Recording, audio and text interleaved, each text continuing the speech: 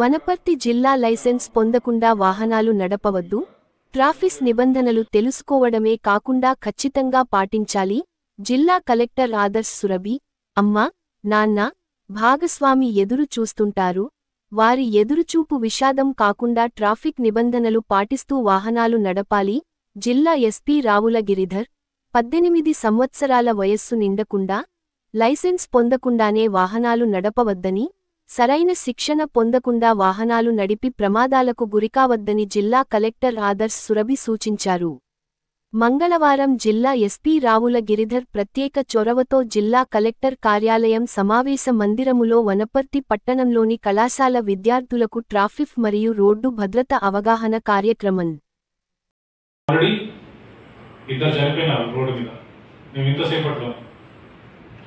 Helmet ఖచ్చితంగా మీరు చేయాలని మీరు అంతా ఇంట్రెస్ట్ ఉంటే you should enrol in some stunt organisation. దాంట్లో ఎన్రోల్ అయ్యి ప్రొఫెషనల్గా మీరు ట్రైనింగ్ తీసుకొని దాని తర్వాత మీరు చేయవచ్చు.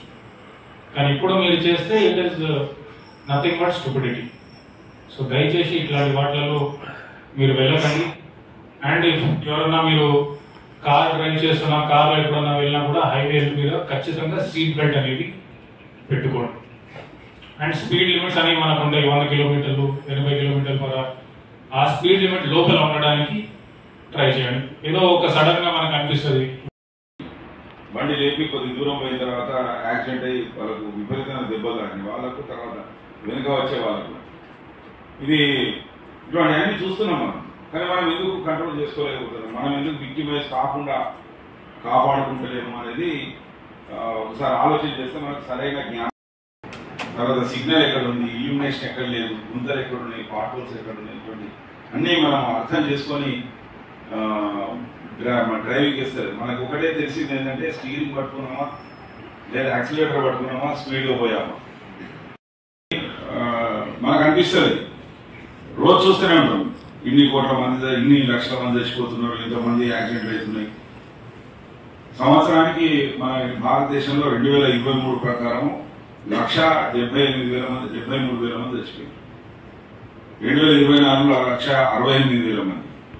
అన్ని కుటుంబాలు దాదాపు 2 లక్షలు వేసుకుంటే 10 లక్షల మంది ఇంపాక్ట్ ఉంటుంది. దానికి 10 లక్షల మంది మీద దానా విషయంలో కానీ, డబ్బు విషయంలో కానీ, లేకపోతే ఖర్చు, మన ఒక వ్యక్తి కోల్పోవడం, మానవ వనరులు కోల్పోవడం విషయంలో కానీ, వాళ్ళ యొక్క జీవనోపాధి దెబ్బతినడం కానీ, తర్వాత అంతేకాకుండా ఇది ఇన్సూరెన్స్ కు డబ్బులు మనం పెడుతూ ఉంటాం, అది మనమే పెట్టాల్సిన, గవర్నమెంట్ పెట్టాల్సిందే. గవర్నమెంట్ పెడుతుందంటే మనమే పెడుతుంది, అది బడ్జెట్ మనకు తెలియకుండా మన మీదే పడుతుంది. తర్వాత వెహికల్ డ్యామేజ్ అయిపోతుంది, అది పనికిరాదు. 2 లక్షల నుండి 10 లక్షలు, 20 లక్షలు పెట్టిన వెహికల్ కూడా నాశనం అయిపోతుంది. బట్ అన్నింటినీ మనం అర్థం చేసుకొని ఇప్పుడు నెక్స్ట్ జనరేషన్ మీ, ఈ నెక్స్ట్ జనరేషన్ మీరు జాగ్రత్తగా ఉండాలా. మీ రోడ్డు మీద ఎటువంటి ప్రమాదం జరగకుండా మీరు సేఫ్టీగా ఇంటికి వెళ్ళాలి. మీ గురించి మీ అమ్మ నాన్న ఎదురు చూస్తూ ఉంటారు. మీకు రేపు ఫ్యూచర్లో పెళ్లి అయితే మీ భాగస్వామి ఎదురు చూస్తూ ఉంటారు. తర్వాత కొద్ది రోజులు మీ పిల్లలు ఎదురు చూస్తుంటారు మీరు ఇంటికి సేఫ్గా రావాలని. ఇవన్నీ ఈ ఎదురు